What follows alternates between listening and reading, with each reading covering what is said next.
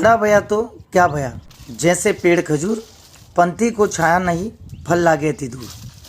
कबीरदास जी का यह दोहा पढ़ते ही हमारे मन मस्तिष्क में खजूर का पेड़ और उसकी अनुपयोगिता सामने आती है।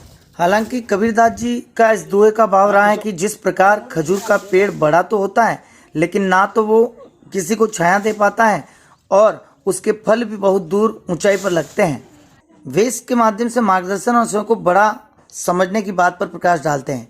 लेकिन समय की परिवर्तनशीलता और मानवीय आवश्यकताओं ने इस दोहे के महत्व को भी बदल कर रख दिया है। जहाँ खजूर के पेड़ को किसी काम का नहीं बताया गया, वहाँ आज ये सामान्य लोगों व पशुपालकों के लिए विशेष महत्व रखता है। हम आज उसी खजूर की उपयोगिता को लेकर आपके सामने हाजिर हुए हैं, जो पशुओं के लिए वरदान साबित हो रही है। हालांकि प्राचीन समय में खजूर का विभिन्न उपयोग ग्रामीण अंचल में करते रहे हैं, जिनमें विशेषकर घरों और खेतों में खजूर के तने के पाटे बनाकर समतलीकरण का। सुबह सुबह हमेशा कई लोग कंधे पर लोहे की दराती लगी हुई लंबा सा बांस, सिर पर खजूर के पत्तों सहित डंडियों का गट्टर कोई सिर पर लाता दिखाई देता है, तो को बाइक के पीछे बांधकर। साड़ा उपखंड क्षेत्र के कई गांवों में सर्दियों के समय सुबह से ही पशुपालक खजूर के पत्तों की तलाश में निकल जाते हैं।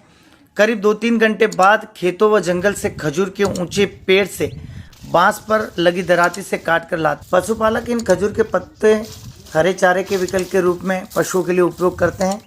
वह इनकी डंडी चूल्हे के ईंधन व कई अन्य कामों में ली जाती हैं। सर्दी में पशुओं के लिए वरदान साबित हो रहे ये खजूर के पेड़। पशुपालकों ने बताया कि खजूर के पत्ते पशुओं के स्वास्थ्य के लिए लाभदायक हैं। इनमें फाइबर और आयरन की प्रचुर मात्रा होती है। ये पशुओं के लिए पचने में ज़्यादा समय लगता है, जिससे पशु अधिक समय तक जुगाली करता रहता है। ज़्यादा देर तक जुगाली से पशुओं का शरीर गर्म रहता है। इस कारण पशु को ठंड व सर्दी का एहसास कम होता है। इसके अलावा पशुपालक किसानों का यह भी मानना है कि जिन पशुओं को खजूर के पत्तों के खिलाए जाते हैं, उनके दूध की फेट भी हरे चारे खाने वाले पशु से अधिक रहती है।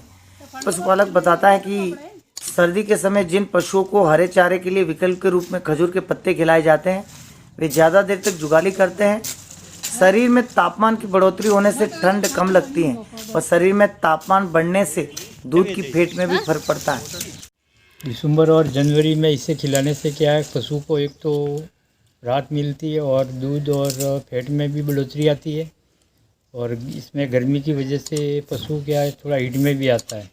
रात को क्या ये बागुल करते हैं, उससे शरीर में भी संतुष्टि मिलती है और फ़ायदा होता है इससे।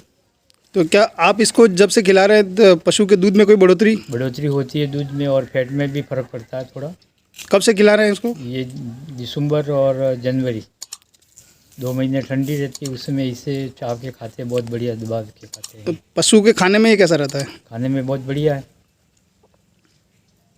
चाव दे के खाते हैं। और क्या चारे की भी थोड़ी कमी होती है, उसमें हिसाब से इनको खिलाना भी बहुत ज़रूरी है। इनको इधर तो ठंडी और इधर भूख दोनों सहन कर नहीं सकते। हाँ, तो क्या इससे पशु के दूध की फैट में कोई प्रभाव? फैट में फर्क पड़ता है और दूध भी बढ़ता है, दोनों फायदे। साथ ही किसानों को चारे की किल्लत से भी निजात मिलती है। वार्षिक फूड सप्लीमेंट के तौर पर इसका उपयोग किया जाता है। पशुपालक बताते हैं कि पशुओं को दिसंबर से फरवरी अंत तक हर साल चारा व गेहूं का खाकला खत्म होने के साथ ही खजूर के पत्ते कई पीढ़ियों से हर साल खिलाए जा रहे हैं। पुराने समय में जब पशुओं को आज के पशु आहार व फूड सप्लीमेंट नहीं थे, उस समय लोग इन्हीं को फूड सप्लीमेंट के तौर पर खिलाते थे, जिनमें खेजड़ी, करंज, बबूल सहित कई पेड़ों की पत्तियां हैं, जिनमें कई औषधि तत्व होने से पशुओं के स्वास्थ्य में भी लाभदायक होते हैं। इसे जंगली खजूर, sugar date palm, toddy date palm, silver date palm, Indian date palm आदि नामों से भी जाना जाता है। वानस्पतिक भाषा में इसका नाम फोनिक्स सिल्वेस्ट्रिस है, जो एरेकेसी परिवार का सदस्य है। खजूर की पत्तियों से झाड़ू, चटाई, बुहारी तथा कई तरह के सजावटी सामान के अलावा ग्रामीण क्षेत्र में झोंपड़ियों के छप्पर, भूसा भरने के कड़े यानी जालियां बनाने का उपयोग में ली जाती हैं।